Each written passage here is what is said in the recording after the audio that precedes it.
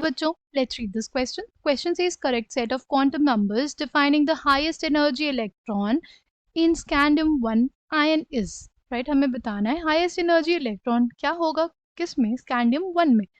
Key concept for this question is quantum numbers. Right, now हमें क्या बोला, scandium. Scandium की general electronic configuration, ground state electronic configuration क्या होती है, वो होती है हमारे पास argon, argon 3d1 4s2. Right, अगर स्कैंडियम प्लस 1 लिखना हो, स्कैंडियम प्लस 1 आ जाएगा हमारे पास क्या, आर्गन 3d1 4s1. अच्छा, अब हमसे इस क्वेश्चन में क्या पूछा है, हाईएस्ट एनर्जी इलेक्ट्रॉन. क्या पूछा है हमसे, हाईएस्ट एनर्जी इलेक्ट्रॉन. तो हाईएस्ट एनर्जी इलेक्ट्रॉन कौन सा होगा, सी, या तो 3d वाला इलेक्ट्रॉन या तो 4s वाला इलेक्ट्रॉन. कौन सा होगा, किस बेसिस पे डिसाइड होगा ये चीज. देखो, 3d वाला जो इलेक्ट्रॉन होगा हमारे पास, राइट, अगर ऑर्बिटल की टर्म्स में बात करें तो 3d ऑर्बिटल की जो एनर्जी होती है वो हमें पता है क्या होती है, ज्यादा होती है. और it is in accordance with n+l rule. Right, it is in accordance with n+l rule. ठीक है, n इसका 3 होता है, l इसका 2 होता है, इसलिए 5 आता है. n+l रूल के अकॉर्डिंग जो 3d ऑर्बिटल होता है उसकी एनर्जी क्या होती है, वो ज़्यादा होती है.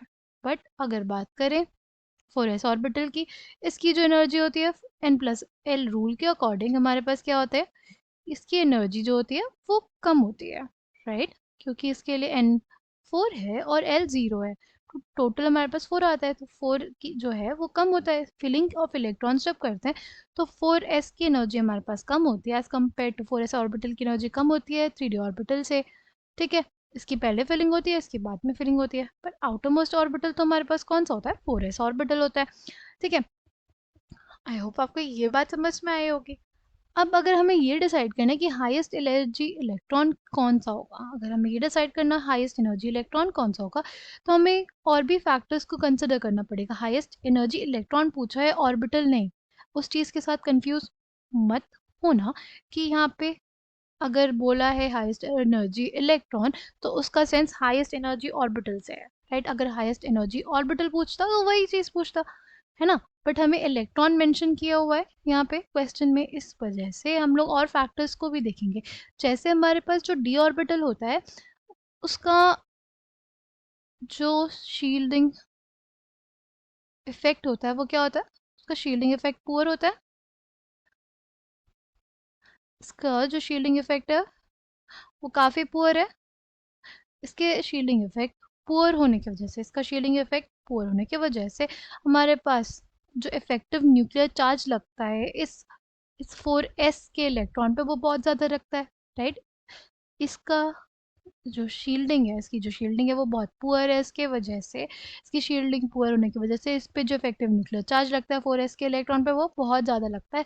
और इसी की वजह से जो इसका इलेक्ट्रॉन होता है उसकी एनर्जी क्या हो जाती है, हाई हो जाती है. इसकी वजह से इसकी जो एनर्जी क्या हो जाती है, हाई हो जाती है. ठीक है, तो हमें बेसिकली लिखना है 4s वाले इलेक्ट्रॉन के लिए क्वांटम नंबर्स. ठीक, n क्या हो जाएगा 4, l s ऑर्बिटल है इसलिए 0. राइट, m s ऑर्बिटल है 0 और s क्या हो जाएगा, वो प्लस हाफ हो जाएगा. ऐसा कौन से ऑप्शन में दिया हुआ है, ऑप्शन नंबर सी में दिया हुआ है. Option C will be the correct answer for this question. I hope you understood it well. Thank you.